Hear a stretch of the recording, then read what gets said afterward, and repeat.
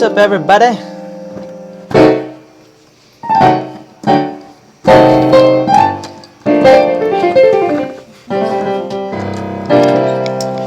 So, I guess we'll see some of you start to get on here. We'll wait until we get a few on, hopefully.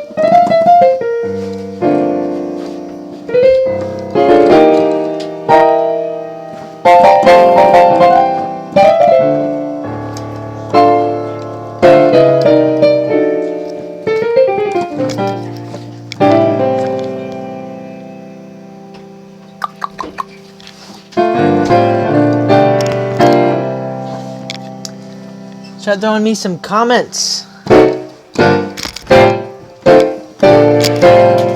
I know you're there, because, yeah, it's hard to tell if you're there.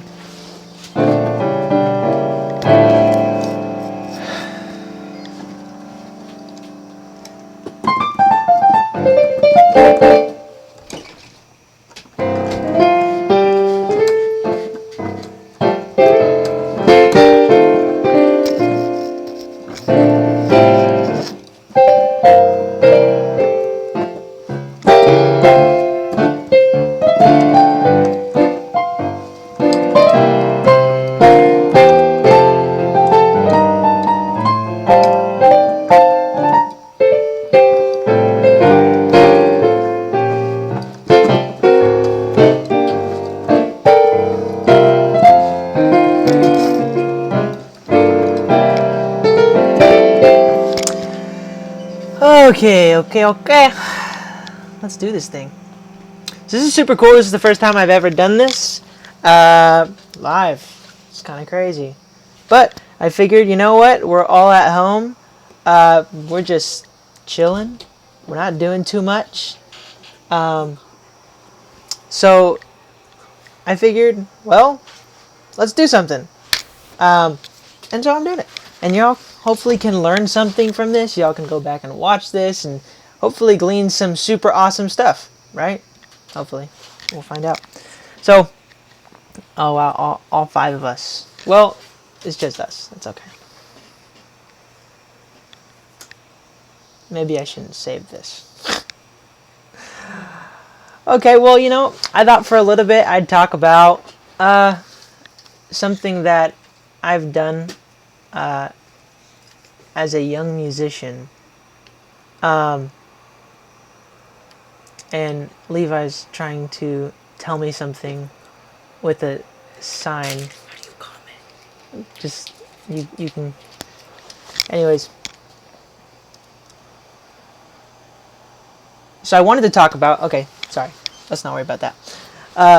I wanted to talk about mistakes that I made as a young musician and things that you can do to try and avoid that, because who wants to make mistakes? We want to get better, we want to grow, we want to learn, and that's what all this is all about. So, you know, playing in church, you learn a lot of things. One of those things is, I mean, you learn a super huge spectrum of genres. I mean, from you know, your slow gospel to hymnals to just everything. There's so much. There's blues. I mean, blues gets incorporated in everything that we do. There's I mean, for a lot of you know, Latin music. There's a lot of jazz. There's a lot of gospel. There's so much. And it all is kind of like a melting pot. So a lot of your good gospel players, like you see guys like Aaron Lindsay, and you see guys like Sean Martin and Corey Henry.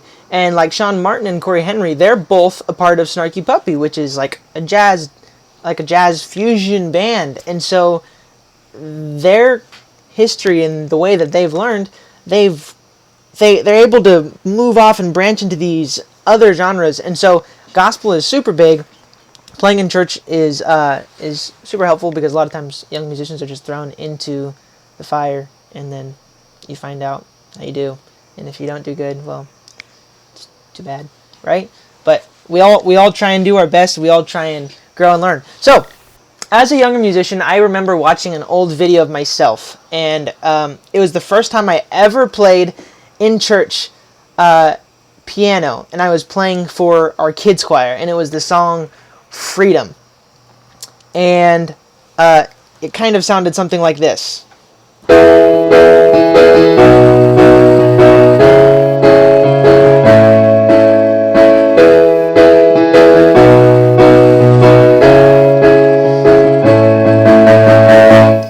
Kind of sounded like that. It was kind of, yeah, and that was the whole song, probably for like 5 minutes. Just, it was so lovely. I mean, it was, yeah. But hey, I was like 10, and it was how I knew what to do. So one of the first things I did want to talk about is rhythm, because that's huge.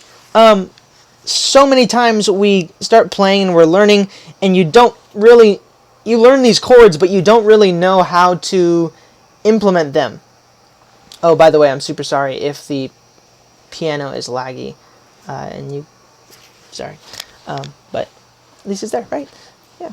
So, you know these chords, you learn all your chords, you're able to play all these different chords, but applying them in a way where they sound good is a pretty big step. So, rhythm.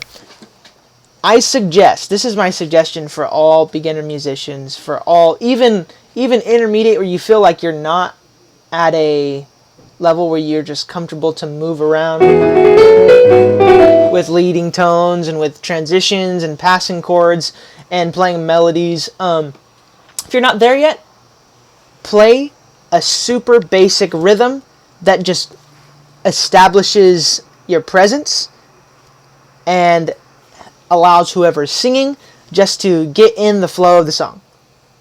And so it's not confusing. If you don't have the ability to really go off beyond that, you don't have to. It's okay to go.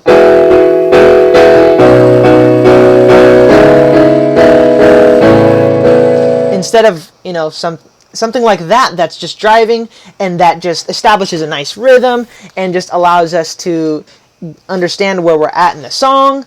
That's going to be 20 times better every single time than something like, and you're like, okay, Elijah, that's great. I know you can do better than that, but what about me? What can I do? Okay, there's a lot of rhythmic techniques that you could learn. There's so many things you could do with your chords, just little things just to change it and make it better. But, before you get into something like, you're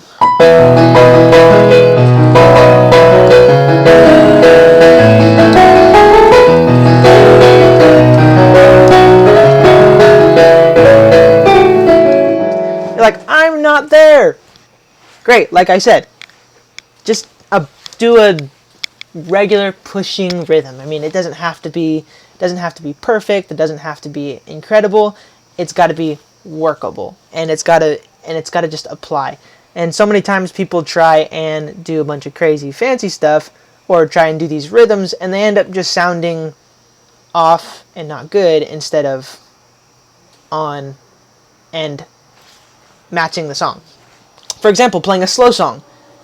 Let's do, sorry to be stereotypical with new songs, but like Falling in Love with Jesus, A flat. Instead of going,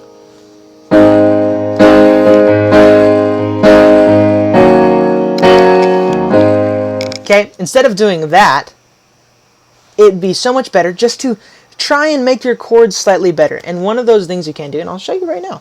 So this is an A flat.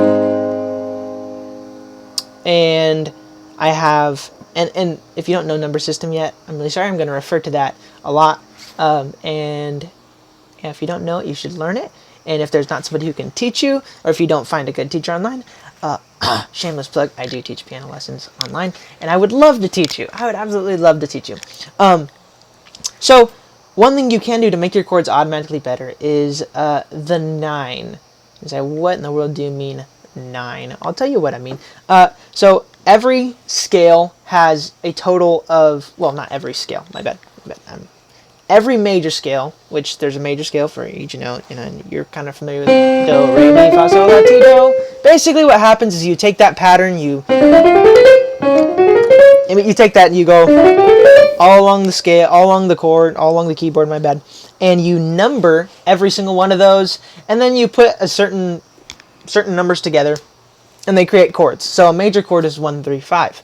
Well, little thing for you to do, from now on, anytime you play major chords, add the 2.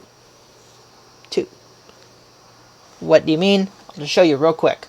In key of C, you know it's your major chord.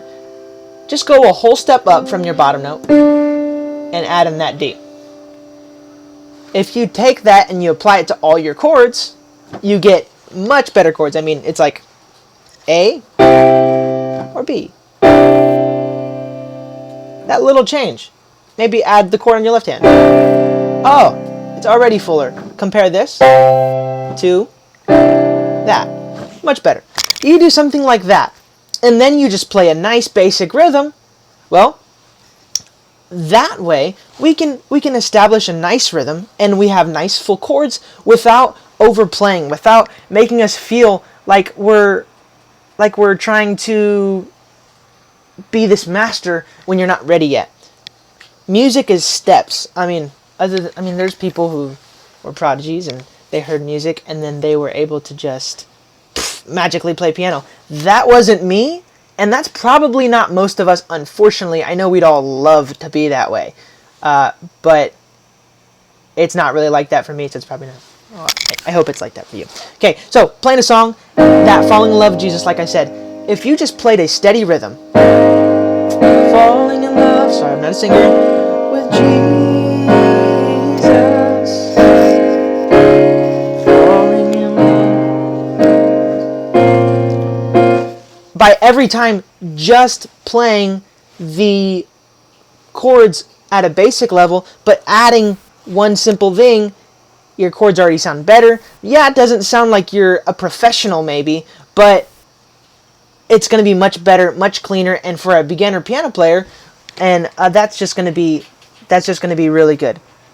Okay, let's talk about something else. The licks that everybody wants to do. Maybe you learned something really cool. You want to add something super cool, something super fancy. You want to add something super cool and fancy. I get it. I like playing that, and honestly, I probably do way too much. And, we try and get better. But, in all that time, licks. In all that time, I know so many people, and I've heard so many people, that as they're playing, they learn this cool thing. You know what I mean? They're like, yeah, that's cool. But they don't really practice it. They just learn it, and they go, oh, that's cool. But then they don't really learn how to apply it. And that's the huge thing. Application, application, application. If you can't actually apply whatever it is you're learning in your song, it's not going to mean anything. So, here's what I suggest for that new lick that you just learned. Okay? Try and play it linear. Okay? You play it linear. What does that mean? Well, things that are linear, they kind of go in a even order. Linear. Things that are not linear are more scattered. They're not even. They're not within a nice range of it's like intervals, kind of.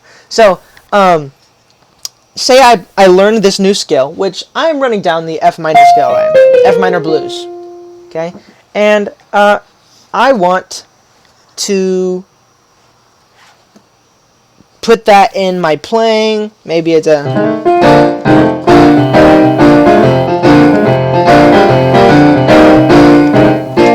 like, oh, this would be great for that sound. But you haven't really practiced the level where you can put that in at a consistent level. So maybe you did learn the notes, but you didn't practice it to where you got to the point where you could just apply that super cleanly. So it ends up being more... Yes, I got the notes. I finally got the run. No. Because, yes, you got the notes. Yes, you got the run. But tell me how you're going to apply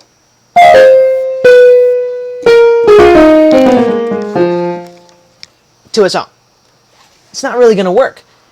Even if you have to slow down to a super small level, that's okay. Slow it down. No worries. As long as it stays consistent. If it stays consistent, well then, over time, I promise, muscle memory, you will build up speed. You'll build up your ability to go quicker. And with that speed, you go from this to a little better until it becomes a natural movement. And then you can start going multiple octaves. And once you get it clean like that, once you get it smooth like that, well, that's when you can...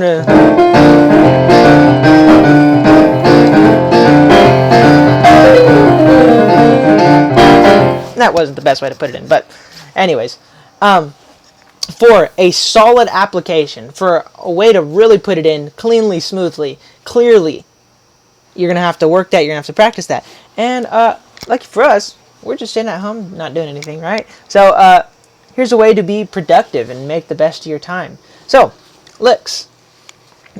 And then, let's see, what's another thing as a young musician? Okay, there's the magical words, feel and taste. Yeah, so, learning feel. There's so many people who can play so many things, but, and believe me, I struggle with this. I struggle with this too. It's not just you, it's not just the best guys in the world. I mean, I think it's everybody.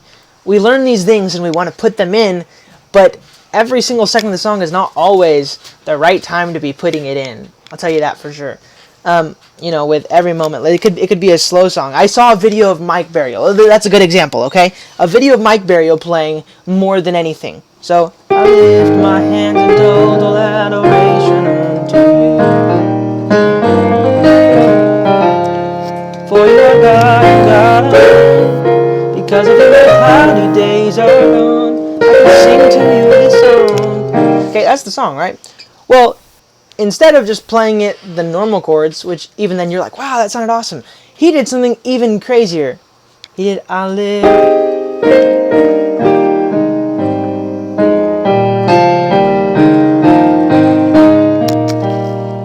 You're like, I don't even know, and honestly, I didn't do that right.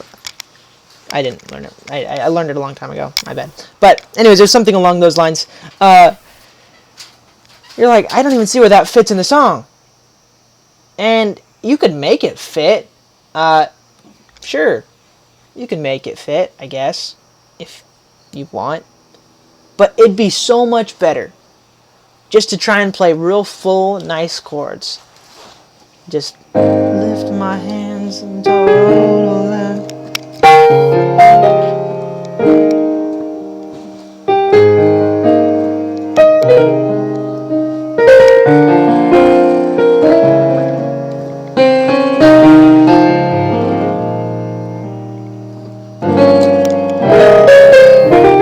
Be so much better just to keep it really clean and smooth, and every now and then throw in little things,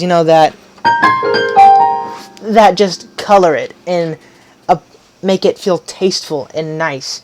But if it's every single measure, something every single moment, well, and I did it too. And honestly, the way I played right now, some people might have said, oh, I was too busy, and it might be for some people and for some other people, but I'm always trying to make myself better. And I've had it said to me, can you pull it back a bit? And you do, out of respect, out of obedience, because we serve not all the musicians. We're not here to serve musicians. We're here to serve the people of God and to create a better place of worship and a better atmosphere for worship. So that's super important. You may not think so, but hey, it's not a fun thing to talk about, I guess. But it's an important thing to talk about. So that's why I talked about it.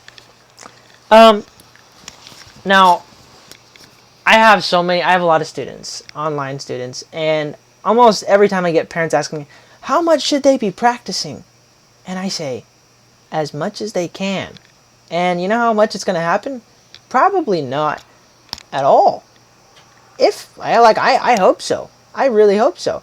And then I get some students, and then I get other students that you can tell the moment you walk into that, we walk into that lesson and we sit down and I say, hey, so we talked about drop voicings last week. Why don't you show me how you did? And they say, oh, okay, I got it. 1 second. And they just nail it, and they go through what I gave them super quickly and smoothly. And not only does it help us like jump into the next lesson quickly, and we jump into application quickly and all that cool stuff, because what you learn, like I said, is no good if you can't apply it. Man, it's just going to make you better, and your growth and everything, it's going to go quicker. So, I mean, drop voicings.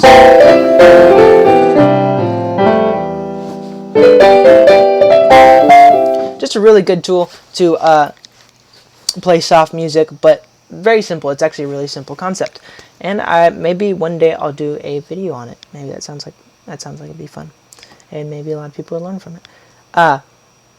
But regarding practice, it's not exactly fun all the time, but you won't get to the level that you want to be at if you don't do it. Now, I can't say that I'm a consistent practicer when it comes to every day making sure I sit down for at least 20 to 30 minutes. I'm not really like that. I don't generally have the time for that. Or I guess, you know what? I'm not going to say that. It's about making time. You got to make time, right? You got to make time for stuff. But honestly, I just generally don't do that. However, and my family can attest to this, when I did practice, I would sit down for hours at a time, and I'd have to be pulled away, say, hey, dude, it's been 3 hours. You need to come out and live in the real world. And I was like, okay, yeah, sorry, my bad. But it's not necessarily about, like, every day. It's just about however much time you put in, however much effort you put in, you're going to get that much out of it, pretty much. And that's how it works. What you put in, you're going to get out. So, that's my words of wisdom for you today. So, yeah. Now, there's not a whole lot of us, but that's okay. This is the first time. You know, we're all learning. Me and you. Never done this before. Hopefully you guys like it. You know, comment maybe, you know, commenting, that might be too much for you. I don't really know. There's a comment button deal. It's pretty cool. You can go in there and type. And you can tell me, oh, you know what, I really like singing the piano, or, you know, it's just too laggy, or your mouth doesn't line up with your words, or criticisms, and constructive criticisms, please, because then I can hopefully make it a lot better. Because, like I said, I want to get better, not worse. Duh. Okay. Anyways, I thought I'd just play a little bit for you guys, and then potentially point out some of the things I'm doing to kind of show you, oh wow, we can apply. I can do that. So, I'm just gonna play something really simple, Made Away by Travis Green. So.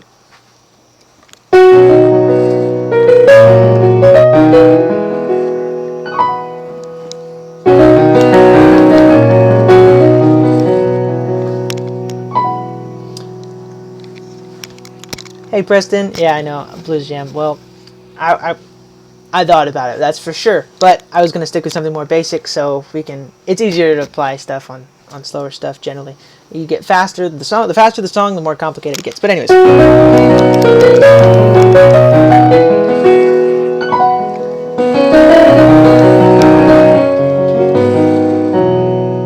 Okay, so you may notice I'm not playing the exact chords. Well, a lot of times you're kind of more following your instincts in your ear. But just a few things that I'm doing right here. I like to call this chord staggering. I won't go into the whole thing. But I'm playing a basic chord on my left hand. Something that you can try and do right now. That's probably maybe too much to ask. But do that, and it'll automatically fill your chords up.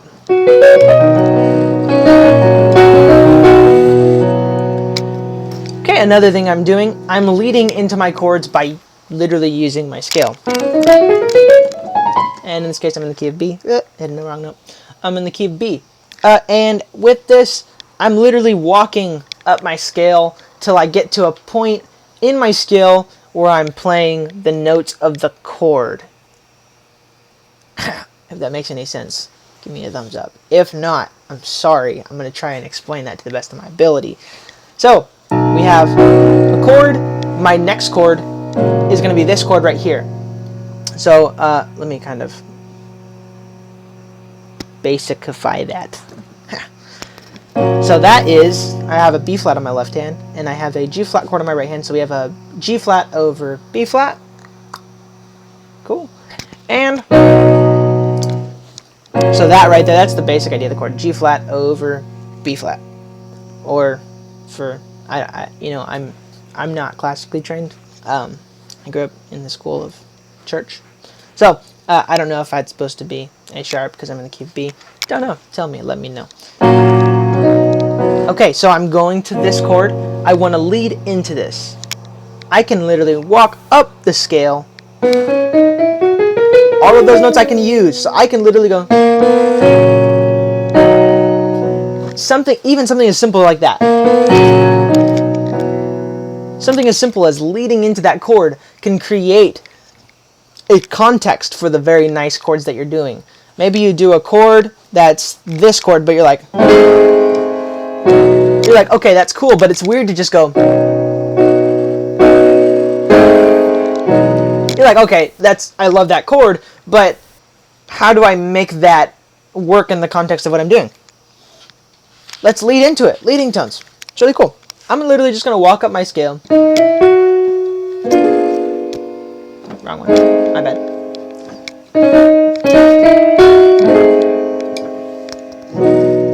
So, look at that. Awesome. That cool chord that you have and that you learned. Well, by just doing something simple like leading tones, leading into it. I want to lead into that chord, so I use that scale and I walk my way into one of the notes. And you're not restricted to, you can jump around it.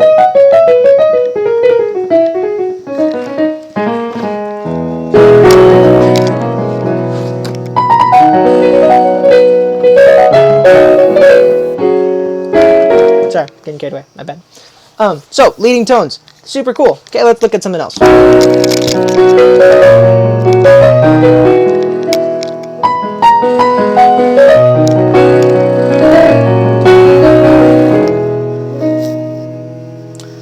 Okay, something that a lot of beginner piano players do is they play with their hands super far apart.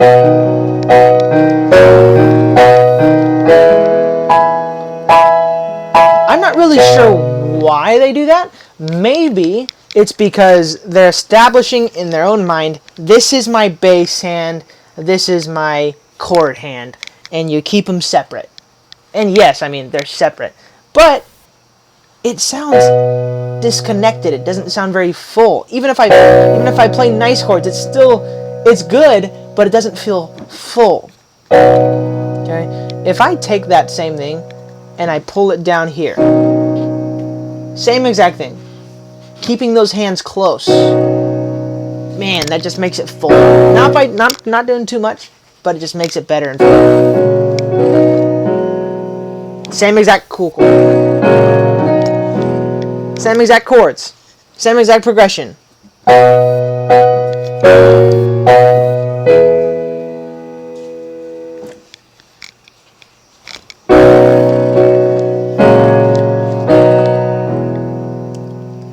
Same exact chords. Same exact progression. And I just kept my hands closer. And that one thing made it sound better. Little things you can do. Little things you can do. Let's look at something else.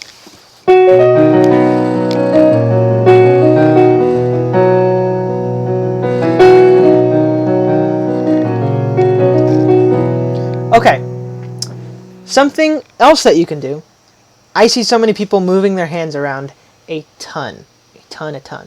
Love Morg, you're the best. moving around a ton. Their hands are moving around because they're trying to get to every single chord deal. I guess by moving their hands around from here to here, just so they can have their root note on their bottom, which is great if you're a beginner piano player. And if you're a beginner, that's awesome. Do that, because you need to be consistent with your chording. You need to be automatic. You need to be on top of it, because if you miss a chord, well, everybody's going to hear that. And as a piano player, you're probably carrying the service. Most of us are the main musician. So yeah, try and get to a point where you're super confident with all your chords. Yeah, but once you get to that level, this is super huge. Learn inversions. What's an inversion? It's the same exact notes played a different way. I don't know the saying, so I'm not going to say it. But I just thought of something funny. My bad. If you know what I was thinking of, you can comment below. Don't comment. Sure, comment below. All comments. Not all comments are good comments. But anyways, we're moving on past that.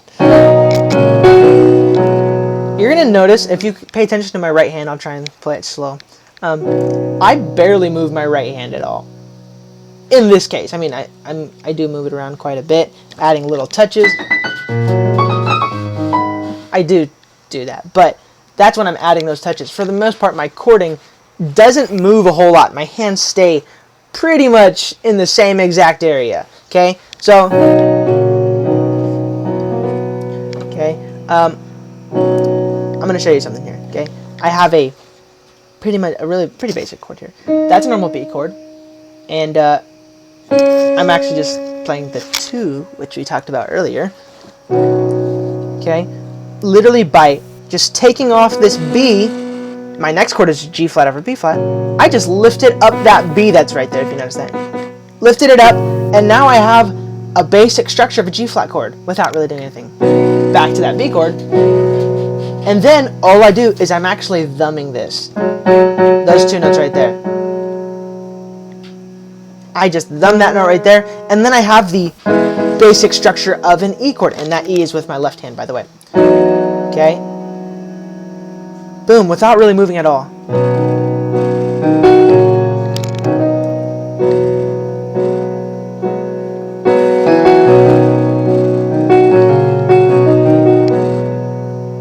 Big, full, nice chords without really moving at all. Okay, and you're like, oh, I want to go.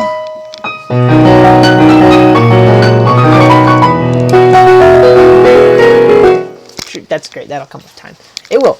I promise. Well, if you work on it, then it will come with time. If you don't work on it, it won't go anywhere. But big, full chords don't have to be like that. Nope. And moving around the piano doesn't have to be hard, but that works on that practice. And like I said, practice those inversions. They'll get you places. Promise. They will. You'll do really good. Okay. Let's look at something else I'm doing. And remember, like I said, these are just simple things. Well, things that if you practice, it will do you good. Okay?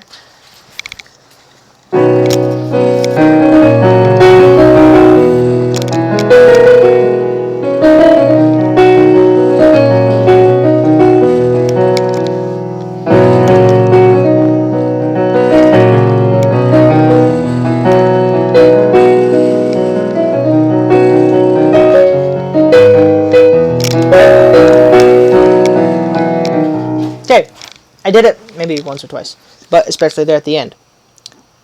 You heard this thing where I went. You're like, oh wow, that's super pretty, that's super nice. I'm going to show you what that is right now. Once again, inversions are king. Inversions are king.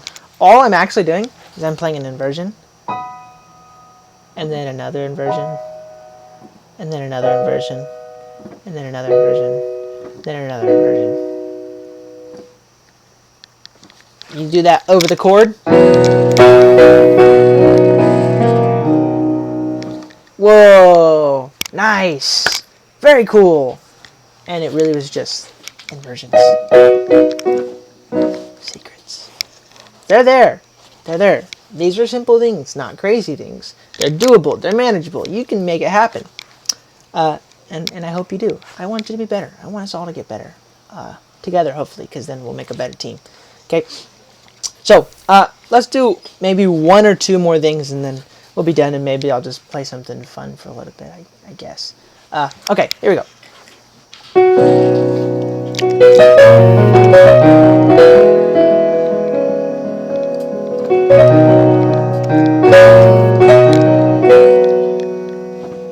Now, obviously, you know that this is this song because I told you that this is this song before. But for anybody who, actually, I don't think anybody knew hopped on right now, but let's just say they did. Anybody that hopped on right at that moment, right before I started playing, I didn't have to say anything. They probably would have known what the song was. Why? You can kind of hear that melody very distinctively. Why is that? That's because I played the melody on the top. Melody is the top. It stays on the top always. Okay? So, what does that mean? Literally all that means is whatever the melody of the song is, which in this case is this. You made a way when our backs were against the wall and it looked as if it was over. That, if I play my chords in a fashion where, or with an inversion, I guess, I'll just use the right verbiage, of course. If I play my chords with that melody on the top,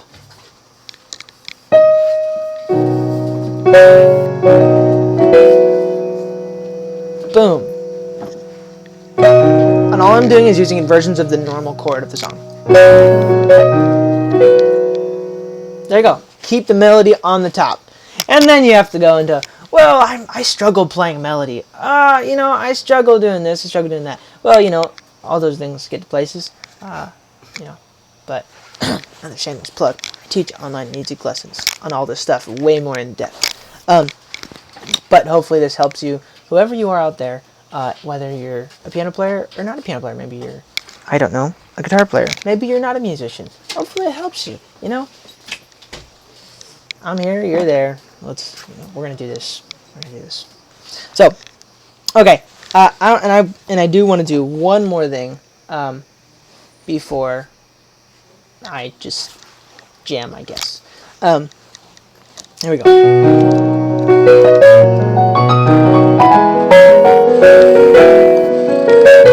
Those are the inversions.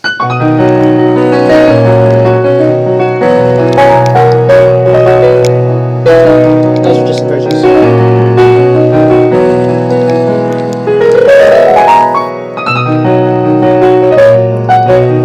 I kind of flubbed that, but that's okay. You get the idea. That twice. Oh, that's horrible. There you go. Okay. You're like, wow, that sounds pretty. That sounds beautiful.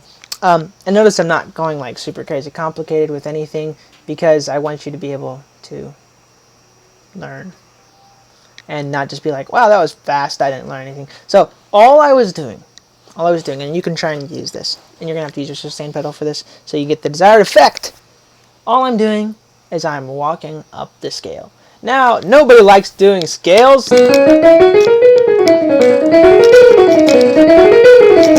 That's not very fun, but it actually does have an application. Which is this, which honestly I don't even want to give it one because nobody likes to practice the scale because it's not fun, like I already said. But this is one instance where it applies, and really it applies everywhere actually, I know, but nobody likes to practice and nobody likes to do scales. So all I did was I started right here on this note, which happens to be the 6 of the B scale, and I just ran up the scale. You could keep going if you wanted to. And then I did that with the sustain pedal. So then you get a cool effect like this.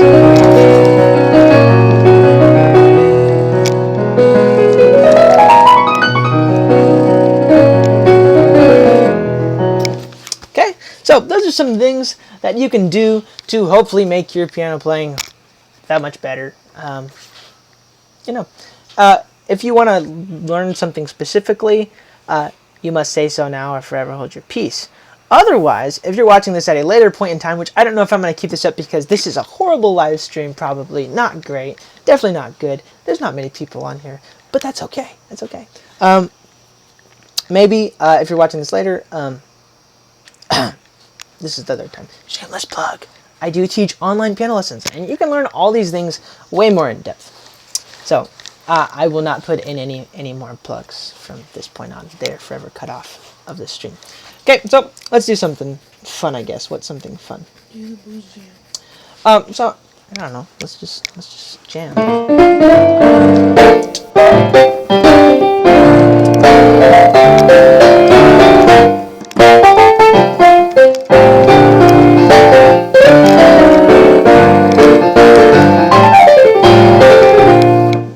Scale. Practicing scales.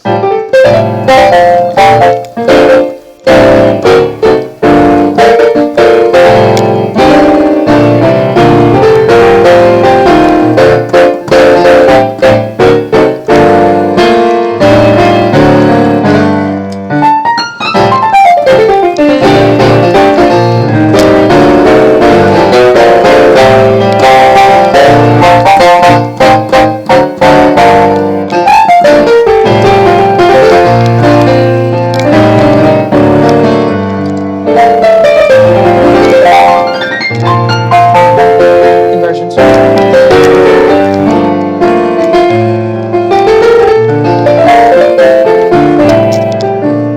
Drop voicings. Circle fourths. Circle fourths again.